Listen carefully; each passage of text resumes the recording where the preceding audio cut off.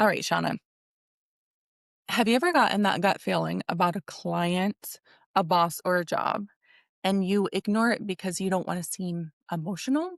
Then it ends up being exactly what your gut warned you about.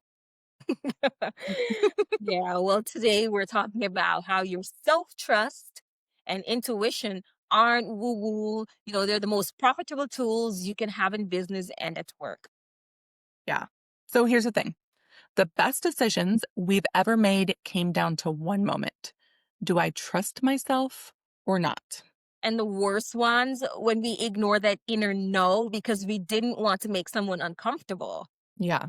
So in work culture, we're taught to justify every decision with logic, data, and approval. But sometimes your gut knows before your brain can explain it.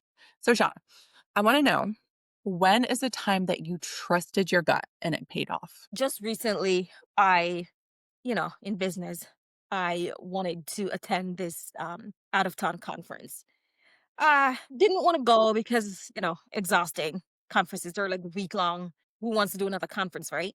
But I just listened to my gut. I was like, "Okay, it's not just about the conference." I would probably been able to, make connections with people and just, kind of, like, network and get myself out there. And it paid off good because out of that, I got, like, 4 clients, and on top of that, a barrage of others who I have meetings scheduled in the upcoming weeks with. So Oh, it wasn't all bad. It paid it. not bad at all. No, 4 new clients? yeah. Wow. And to think that I didn't wanna go. Well, congratulations. That is a great example. That's a good point, though, because it's hard to always quantify. You could spend so much money going to conferences, right? And you don't know if they're going to pay off. So that is a really good example. Yeah. I guess, how can you tell whether a conference is going to pay off or not? That's the thing, you never know. It's one of those things where you have to trust your gut. If it's just sitting in your gut that says do it, do it, do it. And it could be with anything in business or personal. If it's just sitting with you, chances are you should just follow your intuition. You Yeah. know. And on the flip side as well, I've not followed my gut and then bad things happen, because I was like, well, I'm just gonna, like, this one time I had a new prospect that I wanted to take on a client, but I knew deep down that I wasn't supposed to sign with them, only because they were very nitpicky, they were needy. I mean, it was like I knew I would have to babysit this client, Hmm. but because I wanted the business so bad, I didn't use good judgment. I ignored the warning signs. I ignored the fact that they were needy and, they were complaining about all these problems they had with their previous accountant, only to Oh, find that's a out big. 6 weeks later, I was experiencing the same problems with them that they were complaining that about their accountant. So the problem wasn't their accountant, the problem was them. Needless to say, that client is now in collections. Haven't been able to get paid. They're in collections right now. Yeah, that's funny. That is a big red flag. If someone is complaining about your predecessor, they're going to complain about you too. Exactly. So what about you? Um, so the biggest things that jump to mind when I did trust myself and when I didn't are like accepting jobs in the corporate world, right? So my first job out of college, I was lucky enough to have 2 offers at the same time. And so I had to choose between them. And here I am, like 22, no work experience. And at that point, all I had was my gut and my intuition to trust. I- and I did. So I went with it and I chose what I think was the right company. I stayed there for 4 years. I was promoted a couple of times, and I really learned a lot about how to work well, how to build relationships. Um, I learned so much from that role, and it was a great company. Looking back, I realized that. Whereas the company that I didn't choose, I feel like now, further into my career, I can see that would have been a bad company, and I've been in some I've worked at similar companies that didn't work out. So Yay, trusted my intuition. But further in my career, I stopped trusting my intuition so much. I guess because I felt like I had more experience, more data, and I would go with my head and not my gut. And I've made mistakes. I've chosen wrong. I remember more recently, I chose a company. I was in a similar spot. I had 2 jobs to choose from, and I went with the company because of the name, not because of my gut. And I felt like I wanted to work with the other company more, but I went with the name recognition, and that was it. And it was a mistake. The culture was it was not a fit, at all. You know, couldn't yeah, I couldn't fit into the culture there, so I totally have a similar experience with that, you know. I also had a couple of years ago, I mean, this has been probably over 12 years ago, I'm talking, um, had a choice, 2 companies. One was in the industry that I'm very much familiar with, used to working with. I mean, I could close my eyes and just do the job, right? That's how familiar I was with the industry itself. And then I had another position. Um, in fact, they didn't even pay more than the other company. I think they were probably equal or the same, or maybe like $1 more or something. So it wasn't like drastic financial change, right? But the other company was in a totally different industry. I've never worked in that industry before. You know, it was something new, something fresh, and it was the thing at the time to work in yeah. that sort of industry, right? And I was like, wow, let me go try and, my gut was telling me to go with the company that I knew everything about. It was comfortable. It was easy. I knew the thing. It would have been just smooth sailing. But I didn't trust my gut.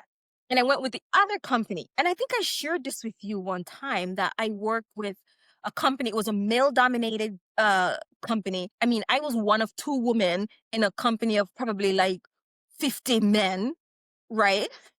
It was horrible, Yeah. horrible. They were rude, they were chauvinistic, they were just men. Um, and I remember I would approach them, business wise, ask questions. Hey, I need this or I need that. And they would sit there on their computer trading, day trading, just to put that out there, just Yeah. staring at their multiple screens. And they would just completely ignore the fact that I was standing there. Not to mention, I was the only minority in the company, the entire company, the only minority. So Oh, not just I that's feel out of place because of being a minority, I'm also a woman minority, so I'm double whammy. you know, mhm. it Yeah. was so horrible. And I remember when I decided to leave, I made up in my mind. I decided to leave, and I was gonna go off on vacation. And my supervisor at the time called me in the office, and I think he sensed that I wasn't happy and that I wasn't going to come back after my vacation. And he pulled me into the conference room and he was like, yeah, you've been doing such a great job. We want to give you a raise. I like literally rolled my eyes because there's no amount of money you could have paid me to get me to keep working there.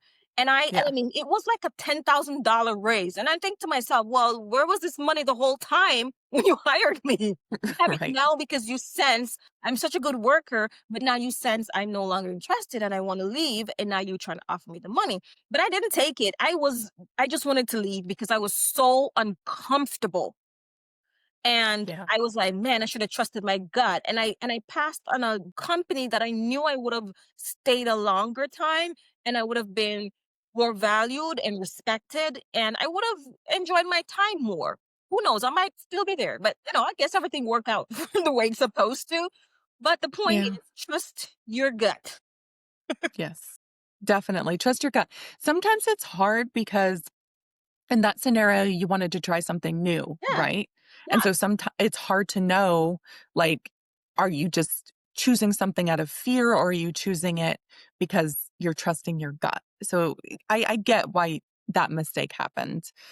But World that I've never dabbled in. I've heard so much about trading and and I wanted to experience that and just work on, just work among people like that and understand how it works. And yeah, no, it's a male world. It's a Yeah, man's world. definitely. Like I would not step foot in that world again. Not saying women aren't there. I'm just saying it's not for me. Yeah, Not when I'm the only black woman in a company. yeah. And that's the thing about trusting your gut, right? Is things are right for different people, but when you trust your gut, you bring what is right for you. Yeah. Because intuition is pattern recognition. It's your subconscious connecting dots before your conscious mind. And so, yeah, your gut knows what's right for you before your brain does. Yeah. So to wrap up, I want to talk about a little bit about the difference between fear and intuition, right? So, and that would help us prevent, our future selves from making these same mistakes. So, fear, it feels loud, panicked, and urgent. Ooh, And intuition feels quiet, calm, and certain. I Yeah. 100% agree with that. 100% agree with that. Yeah. Yes. So sit back, feel what you're feeling, and you'll be able to tell the difference between your fear or Mhm. your intuition. So make decisions based on intuition, not fear. I hope that helps. That does help because now that you say that, every time I think about times when I've used my intuition, I remember feeling very calm, very collected, very firm, and it was easy. Yeah. That when Yeah. I feel rushed and I feel like I have to make a quick decision right now because it, has to get done right now, and I just feel rushed. It's not. It's an Right. uneasy feeling. And that's actually a really big sales tactic is to instill fear in someone to get them to make a quick decision so that they don't have time to trust their intuition. So just so you know, that's what scammers do. They tap into your fear. Okay. Well, on that note, we're going to wrap up today's episode with every successful leader uses intuition and they just call it judgment. So the most profitable people in business aren't the smartest. They're the ones who trust their read on people, on timing, and on energy. So practice the skill of trusting your intuition. And who knows what might happen? Make better choices, right? Yes, make better choices. All right. Until next time, thanks for listening. Self trust and intuition aren't soft skills, they're strategy. Share this with a friend who maybe keeps ignoring their gut and subscribe and follow. Bye, guys. Bye, guys.